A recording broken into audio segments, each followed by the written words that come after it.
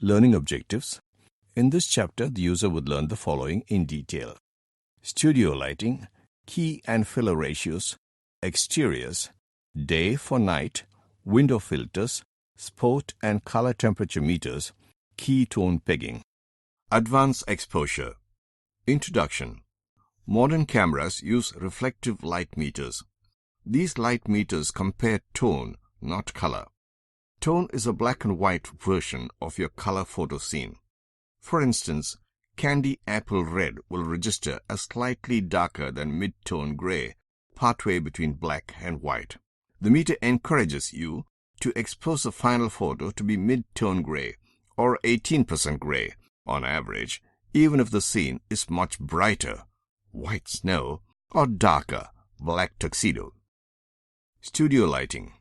Studio lighting tends to use 1, 2, 3, or 4 lights with reflectors and other light modifiers, and is generally done with studio strobes rather than continuous lighting.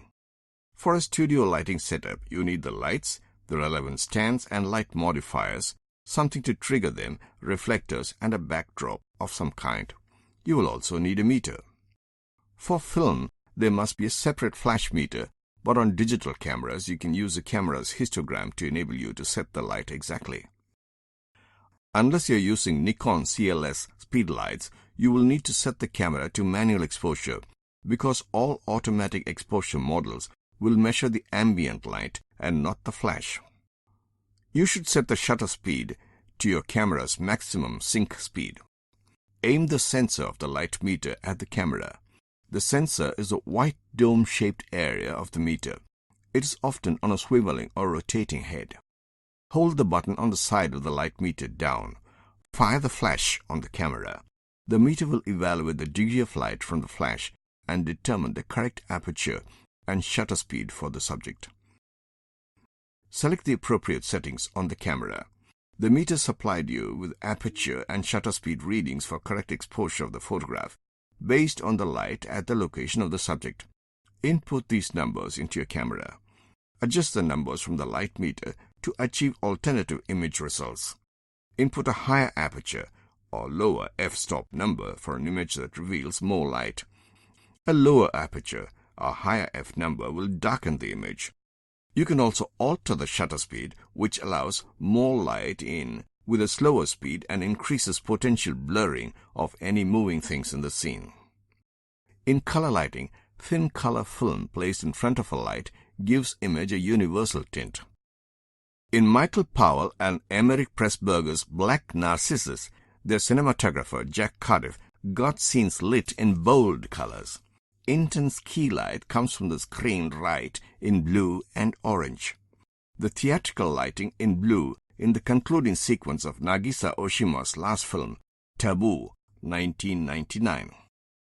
In William Wyler's Jezebel, Betty Davis is a central figure and lit by the key light from top right, by the fill light from the left, and by the backlight from slightly higher at the back. The figures in front remain rather dark, as the light does not reach them. Strong key light from left, a fill light from off-right of the camera, and the office behind the couple is lit more dimly and softly with background light. Whenever the camera position moves, the lighting positions must be rearranged. Photography with low contrast between brighter and darker areas. The most frequently used in classical Hollywood cinema. Low-key lighting creates stronger contrasts and sharper, darker shadows. The lighting is hard and fill light is lessened or switched off. Light is hard and comes from right in the shot above, the Maltese Falcon. Fill and backlight eliminated, creating a dark shadow on the wall. Low-key lighting has usually been applied to somber or mysterious scenes, common in horror films of the 30s and film noir in the 40s and 50s. Revived in the 80s in such films as Blade Runner and Rumblefish.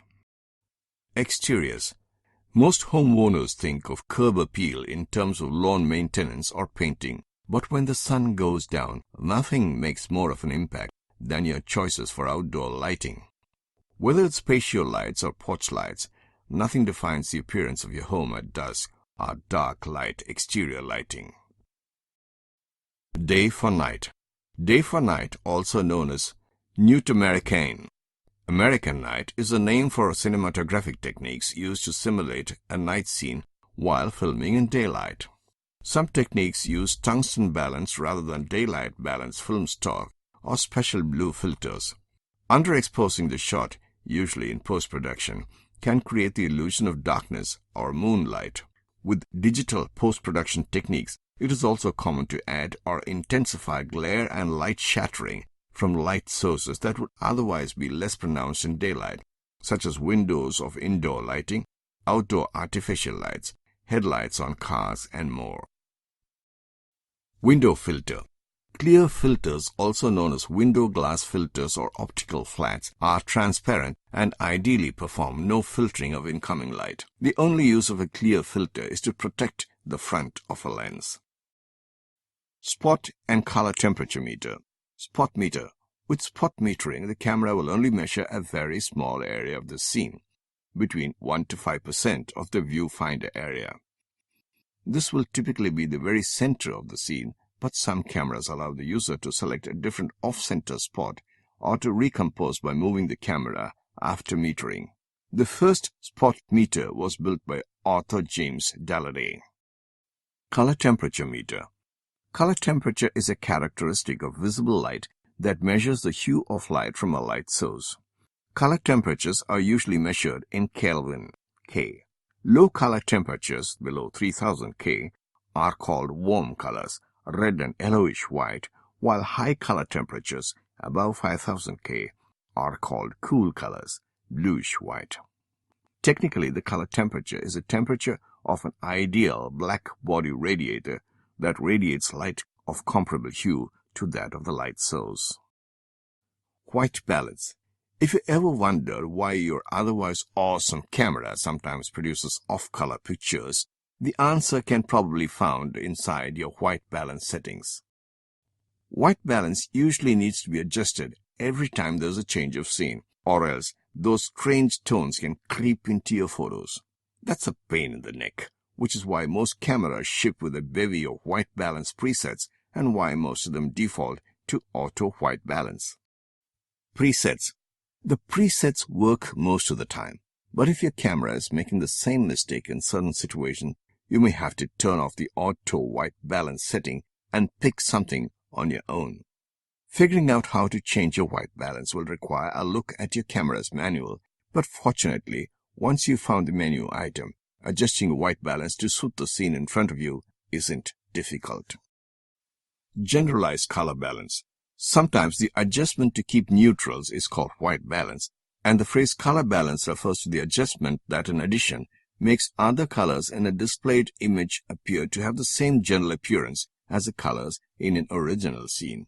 It is particularly important that neutral, gray, achromatic, white colors in a scene appear neutral in the reproduction. Hence a special case of balancing the neutral colors, sometimes gray balance, neutral balance, or white balance, is a particularly important and perhaps dominant element of color balancing.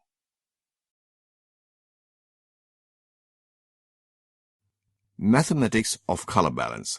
Color balancing is sometimes performed on a three-component image, that is RGB, using a 3x3 matrix. This type of transformation is appropriate if the image were captured using the wrong white balance setting on a digital camera or through a color filter. Scaling monitor R, G, and B. In principle, one wants to scale all relative luminances in an image so that the objects which are believed to be neutral appear so. If, say, a surface with R equals 240 was believed to be a white object, and if 255 is a count which corresponds to white, one could multiply all red values by 255 divided by 240. Doing analogously for green and blue would result, at least in theory, in a color-balanced image. In this type of transformation, the 3x3 matrix is a diagonal matrix, where R, G, and B are the color-balanced red, green, and blue components of a pixel in the image. R', G', and B' are the red, green, and blue components of the image before color balancing, and R', W, G', W, and B', W or the red, green, and blue components of a pixel, which is believed to be a white surface in the image before color balancing. Scaling X, Y, Z. If the image may be transformed into a CIA XYZ tristimulus values, the color balancing may be performed there. This has been termed as Wrong-von-Kreyers transformation. Although it has been demonstrated to offer usually poorer results than balancing in monitor RGB, it is mentioned here as a bridge to other things. Where X, Y, and Z are the color balanced tristimulus values, XW, YW, and ZW are the tristimulus values of the viewing illuminant, the white point to which the image is being transformed to conform to. X-W, Y-W, and Z-W are the tristimulus values of an object believed to be white in the uncolor-balanced image. Von Kreyer's method. Johannes von Kreyers, whose theory of rods and three color-sensitive cone types in the retina has survived as a dominant explanation of color sensation for over 100 years, motivated the method of converting color to the LMS color space, representing the effective stimuli for the long, medium, and short wavelength cone types that are modeled as adapting independently. A 3x3 matrix converts RGB or XYZ to LMS, and then the three LMS primary values are scaled to balance in neutral. The color can then be converted back to the desired final color space, where L, M, and S are the color-balanced LMS cone tristimulus values. L-W, M-W, and S-W are the tristimulus values of an object believed to be white in the uncolor-balanced image, and L-, M-, and S- are the tristimulus values of a pixel in the uncolor-balanced image. Scaling camera RGB. In Viggiano's measure and using his model of Gaussian camera spectral sensitivities, most camera RGB spaces performed better than either monitor RGB or XYZ. If the camera's raw RGB values are known, one may use the 3x3 diagonal matrix. Key and filler ratios. Academy ratio equals 1.37:1, but often said to be 1.33:1. Note how framing affects balance, visual information, and relationship of on and off screen space. A. 4:3, composition well suited for a close-up. B.